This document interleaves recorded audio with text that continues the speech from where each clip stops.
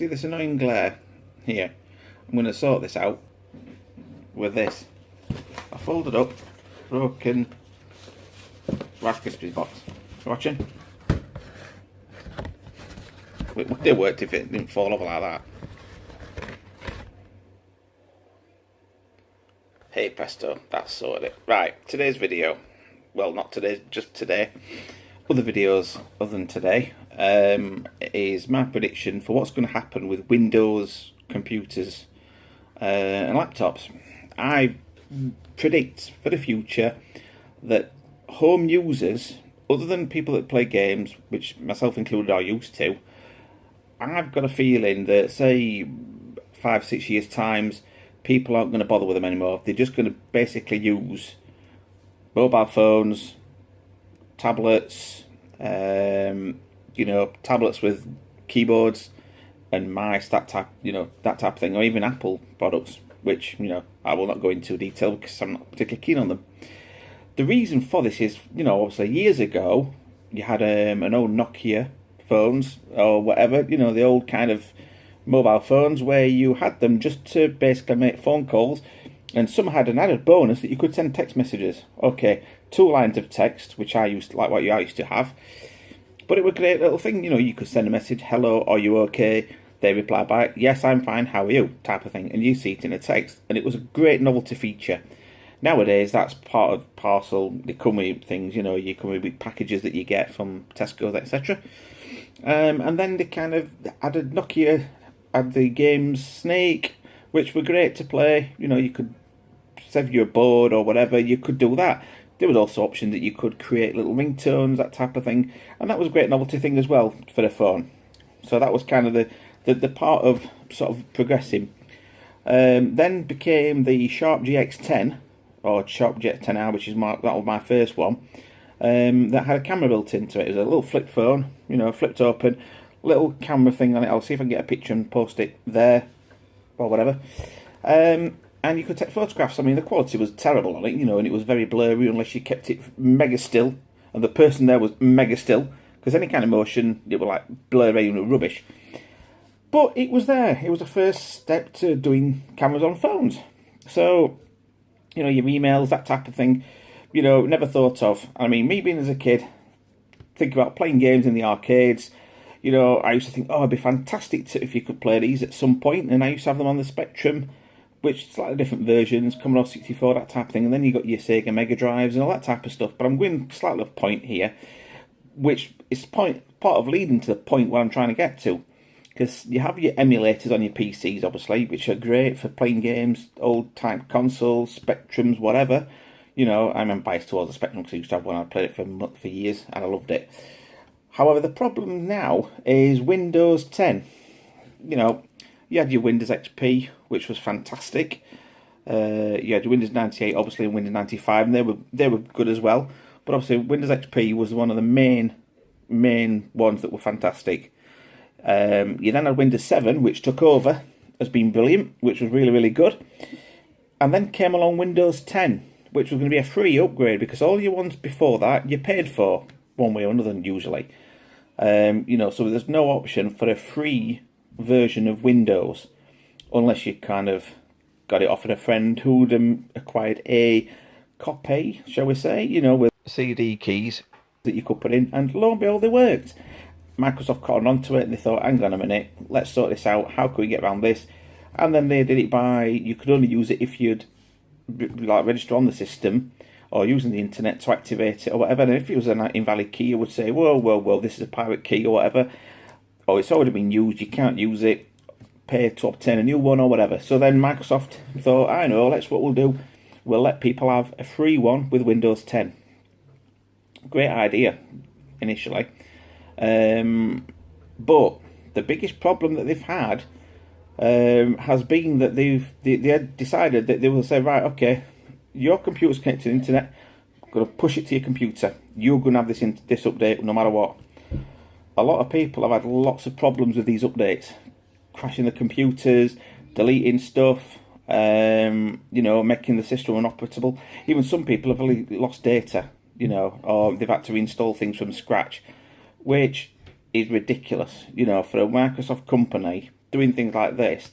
And I think part of the problem is that the fact there's that many computers, components, different things as well. Now, the thing is, I mean, years ago I used to love computers. I built my own computer, my PC, that had various bits and bobs in, and I actually managed to get something done that they said that couldn't be done, which was by having two RAID hard drives on different cables. So you got IDE 0 and IDE 1 or whatever, and I didn't want it to clone. I just wanted it to be one for the actual main Windows, and the second one to be for the apps, programs, data, pictures, that type of thing. And I got it working, and it worked brilliantly, and it's still working now. It had a 1.2 Athlon processor in it.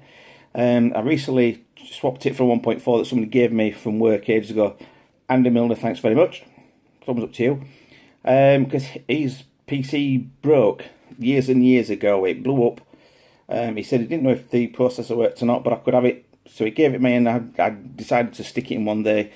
And lo and behold, it works. So I'm very happy with that. However, the issues you have, though, is if you add in any more hardware or anything like that, you've got to have the drivers. Now, sometimes you get Windows 7, yeah, they work okay. You then got Windows 8, which was a big disappointment, major problem. Then they released a Windows 8.1 update, which was okay. Fixed a lot of stuff which it should have done in the first place. Then Windows 10 came along and everybody said, oh, it's fantastic. And it did. I must admit, I was very impressed with it to start with. I then got myself a little mini laptop that had a 32GB hard drive in it, and it couldn't update because there was not enough hard drive space. Tried even removing the Microsoft Office that was installed on it in the first place. Got rid of that as well, and there still weren't enough hard drive space. It needed 8 gigs of data, 8 gigs of space, sorry. So I purchased a separate one, added that to the machine as a second drive, swapped it all over, and it still won't update properly. Now, some people have said it's because of the old one. Some people are saying it's because the fact that Windows 10, is just not updating properly. You know, you can go so far, you can do an update, it won't work. You do an update again, it won't work. And the problem is, every time you're doing this, it can take between an hour and 2 hours just to install the updates, which is ridiculous. You've then got the added issue of when you're restarting the laptops, there's some, I think, are conflicting between the Windows software and the actual software drivers from the manufacturer. So mine's a Lenovo one. It's a 110S little mini laptop, and you've got to shut it down. It doesn't shut down properly. It goes so far, the light stays on, so you press the power button, then the power goes off, which is not ideal at all. You know, you press it, you tell it to shut down, it should shut down, turn the power off, jobs are good, and that should be it. It doesn't. Now, there's a lot of people that are having different laptops, and they're all experiencing similar issues. They installing the updates and things stop working. To me, it seems that Microsoft don't really know what they're doing, and they're losing kind of control in some respects, you know, by having these problems. And I just don't think it's working very well. With regards with the mobile phones, now I've got a Samsung S7 Edge which I'm recording this on, and to be honest, I'm finding I'm doing a hell of a lot more using my mobile phone than I'm doing my laptop. Very rarely I'll play my laptop. I mean, sometimes I might use it for just seeing if there's an update available or whatever, but everything else now you can pretty much do on your mobile phone. Your banking apps, for example, you know, with Barclays or whatever, or NatWest or whoever you're with, you know, you can download the app and put it on your phone, so you can check your balance, you can transfer money, you can do everything else like that on your mobile phone. Word processor, you can do that on your mobile phone now. It's not obviously ideal, but when you think that you've got voice commands, or you've got voice that you know, voice recognition, so you can actually tell it what you want to type, that is pretty good, because I'd say the accuracy is like 99% times correct. You have probably only use the screen for putting your full stops, your commas, that type of thing. But I once sent a text message to my friend, and it took literally 3 seconds.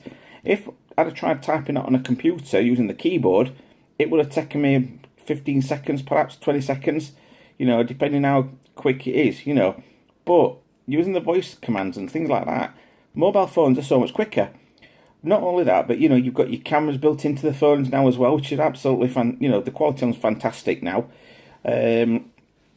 Downside, but obviously you didn't have really cameras on PCs, other than webcams, and you can't really sort of take photographs using that. You know, if you want to go outside, for example, taking like sunset photos, things like that. You know, it's just not possible unless you've got like a mini laptop and some other bits and bobs. But who's going to want to carry that a mini laptop around to just to take a photograph? You know, you hang outside, you've got a thing, you think, oh, that looks good. What do you do? Straight away, out your pocket, dum dum dum dum, get the thing up, double tap, press of the home key on the thingy, set your thing out, bang, done. Easy, you know. And like I say, using laptops, it's just really not really viable to be doing stuff like that. Video editing, that's another thing. Okay, computers are great for certain stuff, so you can do them intricately or whatever, but I do all my stuff using my mobile phone and a program that I've got on my phone as well to do that. Things like this as well. That watch faces on mobile phone. I mean, you probably can't see it very well there, but I use my phone for doing watch faces as well. It's, you know, like I say, the problem with Windows computers now is I think they're not as good as they used to be.